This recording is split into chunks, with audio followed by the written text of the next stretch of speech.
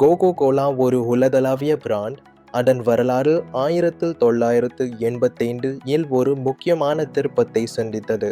அப்போது பெப்சியின் போட்டியால் cocoa Cola தனது 99 வருட பழமையான ஃபார்முலாவை மாற்ற முடிவு செய்தது. மியூ கோக் என்ற புதிய தயாரிப்பை அறிமுகப்படுத்தியது. ஆனால் இந்த மாற்றம் பெரும் எதிர்மறையான பொதுமக்களின் எதிர்வினையை தூண்டியது. வாடிக்கையாளர்கள் தங்கள் அசல் கோக் மீது ஆழ்ந்த உணர்ச்சிபூர்வமான பிணைப்பை கொண்டிருந்தனர்.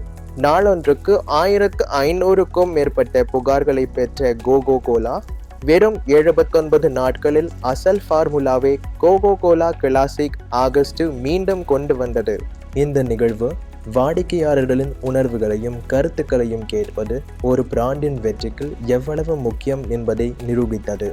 இது ஒரு வணிக பாடமாக இன்றும் நிலைத்திருக்கிறது. வாடிக்கையாளர் விசுவாசத்தின் சக்தியை நமக்கு நினைவூட்டுகிறது.